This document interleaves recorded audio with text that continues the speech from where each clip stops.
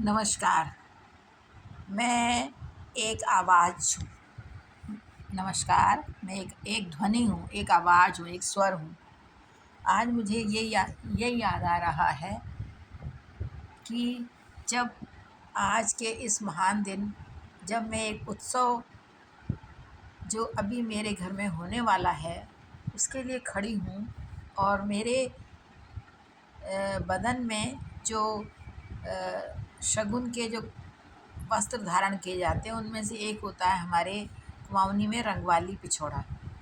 ये जो रंगवाली पिछोड़ा मैंने ओढ़ा हुआ है, ये आज के रंगवाली पिछोड़ों से एकदम भिन्न है। आज के रंगवाली पिछोड़े तो इतने डिज़ाइनर, इतने किस्म के बेल बूटे और बाज़ार में छपे हुए होते हैं, और ये जो मैंने ओढ़ा हुआ है, ये मेरे विवाह के उपलक्ष्य में हमारे घर के पटांगण में ही बनाया गया रंगवाली पिछोड़ा है, जिसको घर की स्त्रियों ने अपने हाथों की कलाकारी से बनाया था। इसमें अठन्नी और चवन्नी कपड़ों में बांध कर, डुबो कर, उससे पहले पीले रंग से रंगे हुए उस पिछोड़े के ऊपर बूटियाँ बनाई गई, जिसे पोल्का डिज़ाइन कहते हैं, और मध्य में और एक खोड़ी बोलते हैं हमारे स्वास्तिक, और जो चिन्ह होता है उसको, उसके चारों तरफ बहुत से शंख चक्र, शंख और घंटी और बहुत से शुभ जो प्रतीक होते हैं वो बनाए जाते हैं। उसको हमारे यहाँ घर का बना रंगवाली पिछोड़ा कहते हैं। यही परंपरा थी। मेरे विवाह में भी ऐसे ही हुआ, किंतु अब धीरे धीरे मेरे बच्चों के विवाह में और आगे और भी जो हमने देखी है, उससे पहले उसके बाद की पीढ़ियों में यही देखा कि बाज़ार से मंगाए जाते थे, खासकर हल्द्वानी से, अल्मोड़े से, और मंगा के उसको ख़रीदा जाता था, मतलब घर में, और केवल छोटा सा एक स्क्वायर पीस कपड़े का शगुन के तौर पर रंगवाली कर ली जाती थी। तो आज जब मैं इस उत्सव की प्रमुख बुज़ुर्ग नायिका जब खड़ी हूँ, तो मैं अपने वही रंगवाली पिछोड़े को धारण किए हुए हूँ, जो मेरे विवाह में के समय बनाया गया था।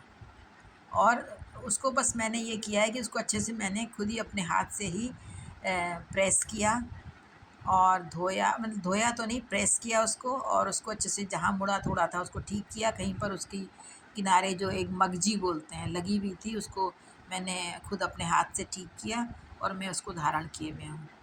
तो और पर उस सभी विभिन्न प्रकार के भव्य पिछोड़ों के मध्य मेरा पिछोड़ा जो है सबको टक्कर दे रहा है, ऐसा मुझे लगा।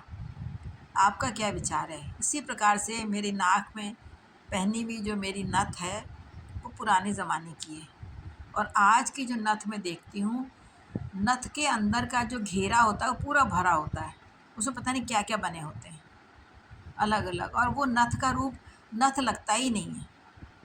पूरा एक बड़ी सी एक कटोरी या तश्तरी जैसा लगता है मेरे को। हालांकि उसमें काफ़ी पैसे लगाए होते हैं लोगों ने और सोचते हैं हम बहुत सुंदर लग रहे हैं, पर जो पुरानी जो नथ होती थी उसका, या तो मेरा एक पूर्वाग्रह है उनके प्रति अच्छी भावना है। आज की चीज़ों को मैं नकारती तो नहीं हूँ, किंतु जब इनका साथ उनको देखती हूँ तो मुझे अपनी वही पुरानी प्रतीक चिन्ह, वही तरीके, वह ज़्यादा रास आते हैं। हो सकता है मेरी गलती हो, हालांकि मैं नई चीज़ों को बहुत सहर्ष स्वीकारती हूँ, बहुत सी नई चीज़ें मैंने स्वीकारी हैं।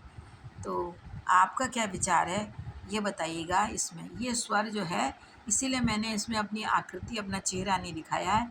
मैं सिर्फ ये कह रही हूँ, मैं एक स्वर हूँ, एक ध्वनि हूँ, एक आवाज़ हूँ। नमस्कार।